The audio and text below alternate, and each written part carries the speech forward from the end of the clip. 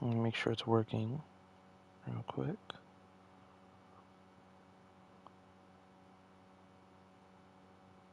Alright, it's working. Hello. Welcome back to my YouTube channel. Today, we're not going to have a happy moment. Today, we're going back to the old school me about ranting. Now, what is ranting? Ranting is something you're frustrated that you want to speak about.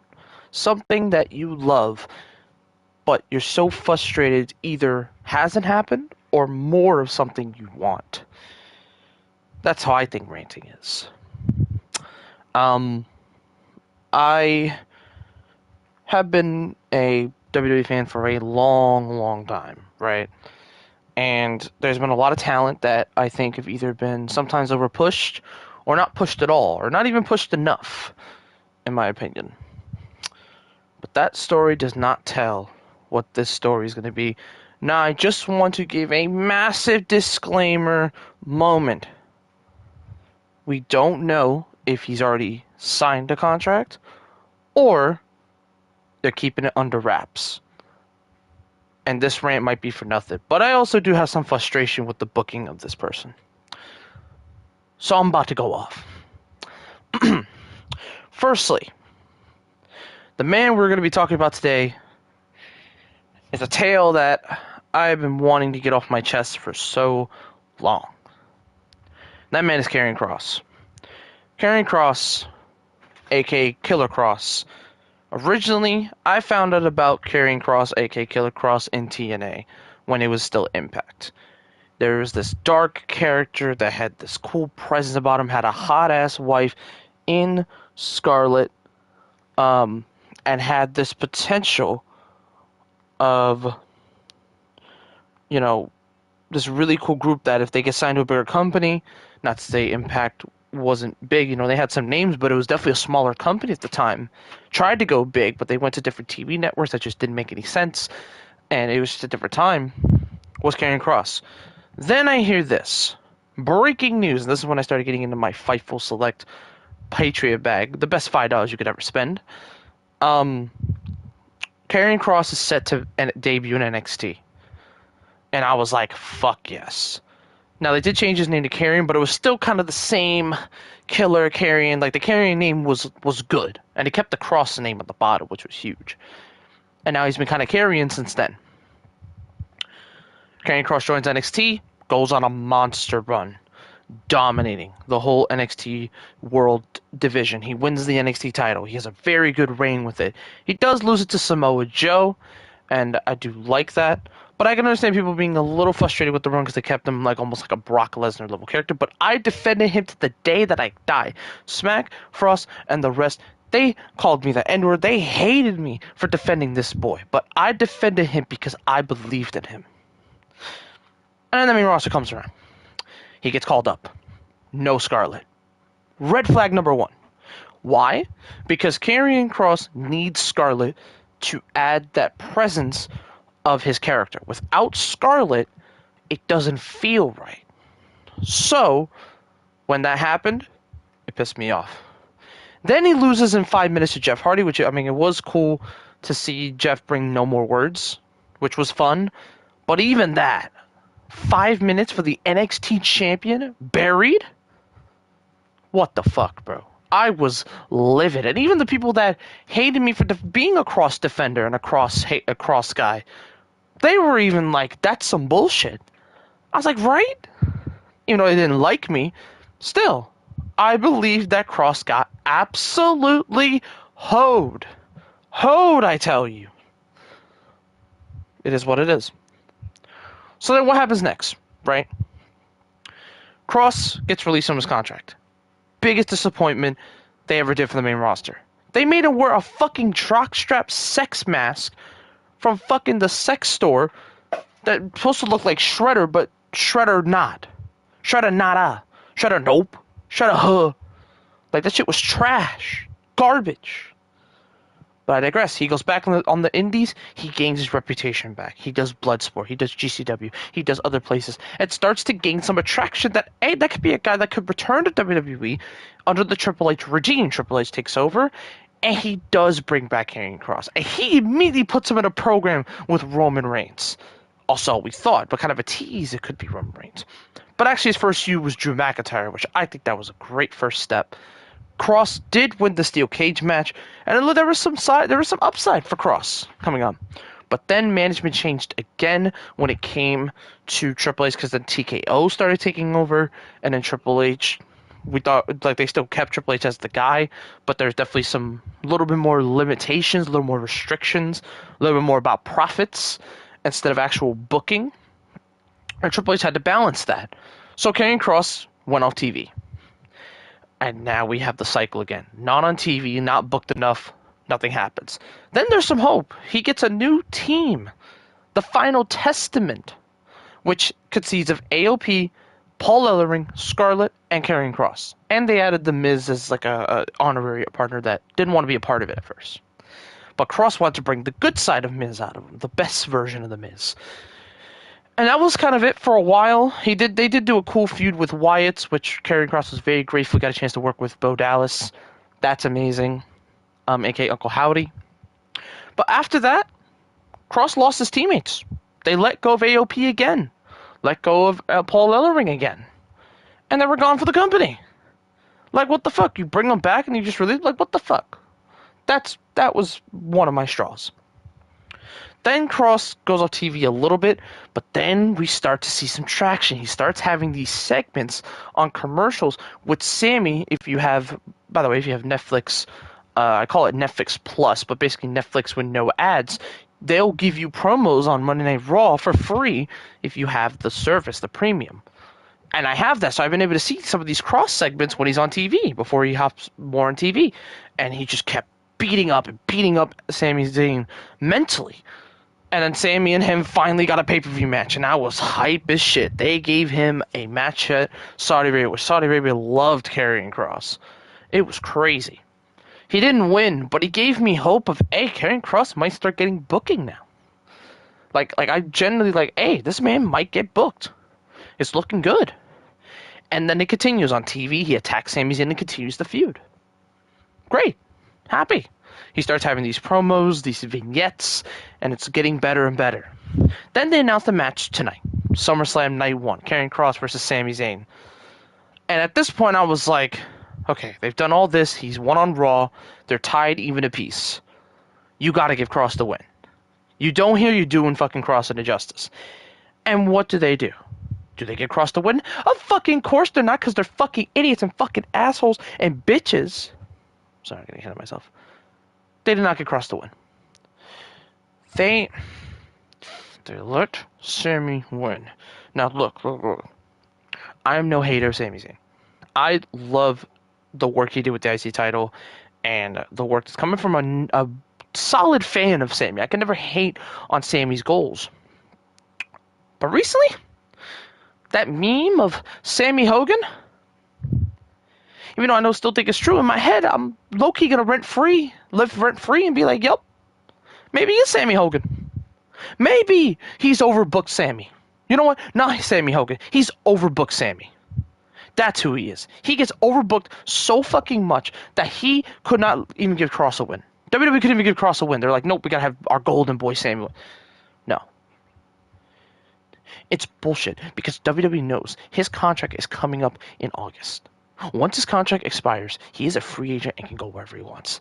You lose a guy like him, you don't extend a guy and you don't push him, you just wasted all your opportunity. And note to self, I forgot to note this when I was talking about this story, he has been able to grow a fan base by himself, naturally. We want Kross on Twitter. We want Kross in the arena. They were chanting Kross during main events and other shows when he was on. Dark matches as well. They wanted to see Karrion Kross on TV. He finally gets on TV. He starts getting some momentum. And now he loses to Sami. And now I don't know what's next for Karrion Kross. This is the illiterate fucking assholes that think Sami's all that. And I love Sammy, but I gotta be real now. Karrion should have won. If Karrion wins, we're in a good spot. Because he not only wins the feud, because that would have been the end of the feud, Karrion Kross will be going into Monday Night Raw looking good. But no. They're like, oh, let's give Sammy the win so he doesn't turn dark. Then why the fuck did you tease him going heel? See, this is the bullshit I don't understand. This is the bullshit I don't fucking understand with Triple H's booking sometimes. If you're gonna give the guy the win and tease, oh yeah, he might go heel, but then just go baby. Why the fuck would you not give Kross the win?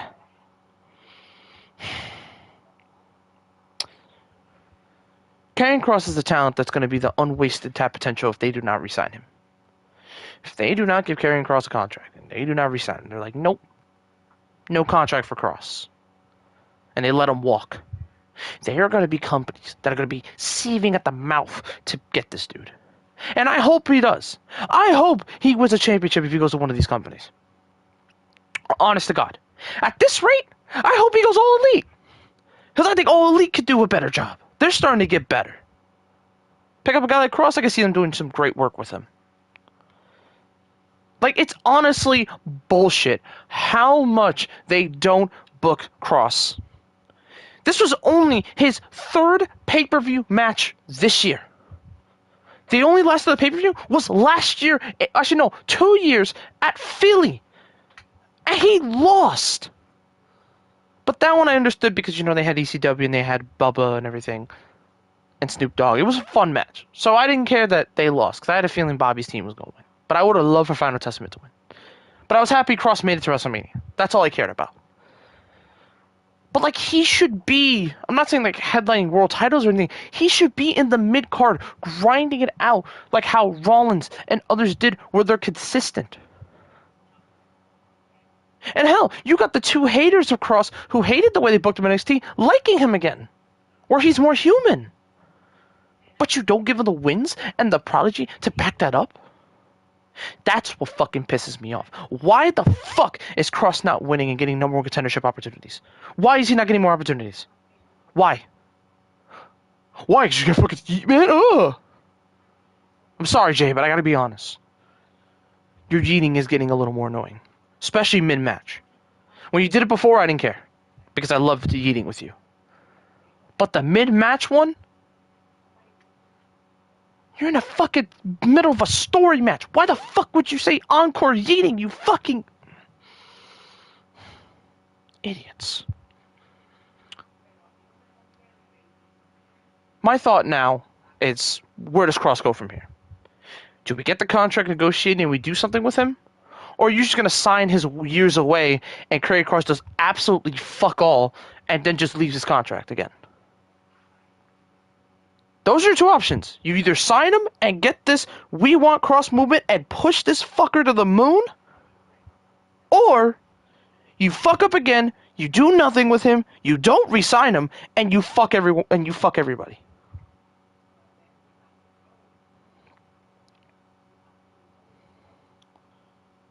What the fuck, bro?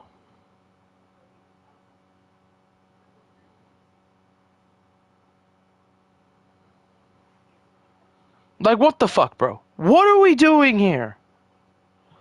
What the fuck are we doing here? Generally, I've tried so much to give WWE patience with Kross because he has had that natural build that you don't see in a lot of people anymore. A guy that's very real about everything. A lot of people like real people. Some people hate fucking real people. But there's some people that love being real about everything.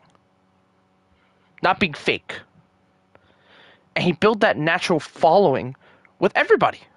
Everybody in the business was like, hey, this dude Karrion Kross, he's finally going to do something. Hell, he got noted by DDP, a Hall of Famer legend. They were praising this dude. They're like, yo, he's finally getting his comeuppance. Hell, even Chris Van Fleet was super happy for him. But now WWE might take that away. And I get it. There's other workplaces. There's AEW. There's other places to go. And I hope he succeeds theirs as well. But I want the WWE thing to work so much because his character just fits WWE. When you look at his storytelling, his vignettes, everything, you think he fits the WWE mold. But apparently, these fucking higher top people don't fucking see that. He was your number one merch seller. I shit you not. For 3 straight weeks. He was your top seller shirt for months. He was at least in the top 5 for months. And now, after all that, you're just gonna release him? You're gonna fucking release him? You're gonna release him? After everything!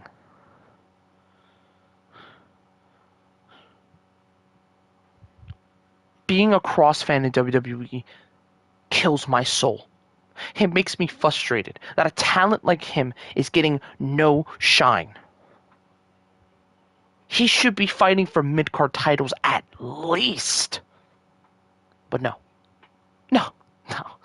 He's just sitting and catering, doing absolutely fuck all. Finally gets a feud with a former Intercontinental Champion and loses.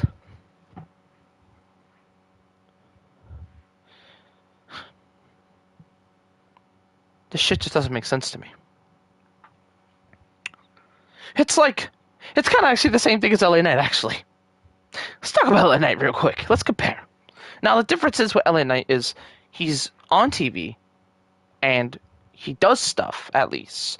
But he's in the thing we call the Bloodline Vortex, where he can't get out of the Bloodline Vortex. It just feuds with Bloodline members and nobody else. He might have a feud with like a Drew or something for a second, and then he'll go back into the Bloodline Vortex. But at least he's on TV doing something. Kross can't even get that. Kross can't even get on TV and do something. Do a feud with someone. Now again, this rant could basically be null and void, especially if Kross resigns. But after tonight, I don't know. I don't know if they're playing with my emotions or they're like, you know what? We're going to fuck with people and say we knew the whole time and we're going to push you to do the move. If that happens, bro, best comeback in 2025 on God. But if not, he just loses and walks away. You let a talented, hot individual in Scarlett and a great dude in Kross go? After everything you built? And it wasn't even you, WWE. It was him. He was grinding, trying to get over, trying to be natural with the crowd, be real about everything. And the devil on your shoulder should have taken off. And it did for some heel turns. He influenced some heel turns with his speak. But now, he lost his pay-per-view match. And now I'm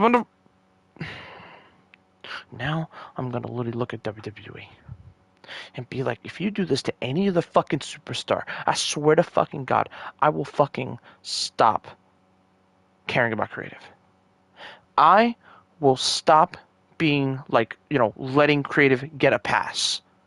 I'll start questioning creative. Because no one should get the treatment that Kross is getting right now. Kross should be getting the mid-card specialist treatment where he's on TV doing segments, promos, attacking people, letting loose, dominating. That's what Kross should be doing. But no, WWE we're going to let Sammy get his golden boy. No. Sammy, you either go for the world title or get the fuck out.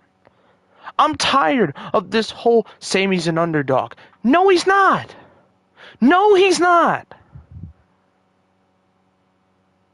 He's a veteran. Just call him a veteran. It's not that hard. Just call him a veteran. Don't call him an underdog. We've been through that. He's almost fucking 40. An underdog is a young up talent that has no chance in winning. That's an underdog. That's what Braun Breaker is right now. He's not going to be Roman yet, but probably in the future, he's probably going to be Roman. Sammy's not an underdog. Sammy is a veteran that should be in the locker room going for the world title. Not doing these mini feuds of being, the evil within me, even though he's going to be a fucking face anyway. They're not going to turn him heel. If they do, I'm still going to be mad, because I'll be like, what the fuck's the point? The words of Randy Orton. Stupid, stupid, stupid.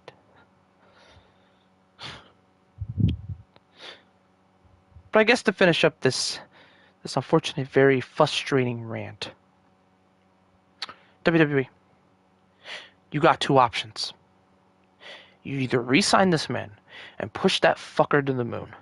Give him mid-card title opportunities, let him win some shit, and let him be consistent. And give him good storytelling.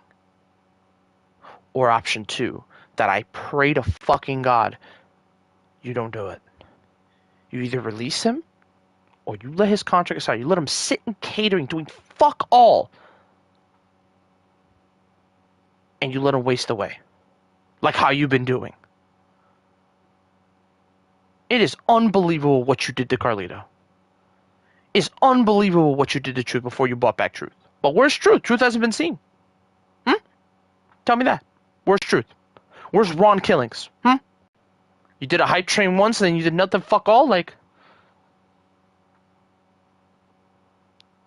These are the inconsistencies with Triple H's booking that I absolutely fucking hate. Is it better than Vince? Yes, it is. Vince's booking was terrible.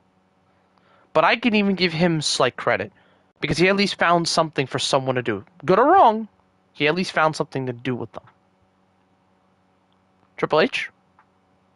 For some reason. You would think Triple H's character, the way he presents himself, you would think he would fit Karrion Kross. He seems like a Karrion Kross guy. The way he did him in NXT, you would think he knows how to do it. No. He hasn't done that. And that makes me sad. That gives me an injustice of life. Why? You did it in NXT, just do the same thing there. But obviously make him human, of course. Which you have. It is unfucking real what this company's done to Karrion Kross. And if I have to come on here and have a whole rant of Karrion Kross getting released, and I gotta fucking scream off the top of my lungs, WWE and Triple H is gonna get the nastiest fucking tweet I've ever done. But I will say this. For anyone watching, or anyone gonna watch after when this gets posted. Hashtag resign Kross. Hashtag we want Kross. Get that bitch trending just like how we want Mello. Get that bitch trending. Make WWE known we want Kross. If you do that, they might do something about it. Let your voices be heard. That's the only thing we can do now. Especially if he doesn't show up on Raw and he's nowhere to be seen, then it's truly over after that. It is truly, truly over. Next week, Raw is going to tell a story. If there's no Kross, it's over. Us Kross fans lost. And now we got to wait for him to pick his new location. It's honestly fucking sad. And I swear, if I hear an interview where he's like, I wanted to stay in WWE and make it work, I will fucking punch a wall. For real.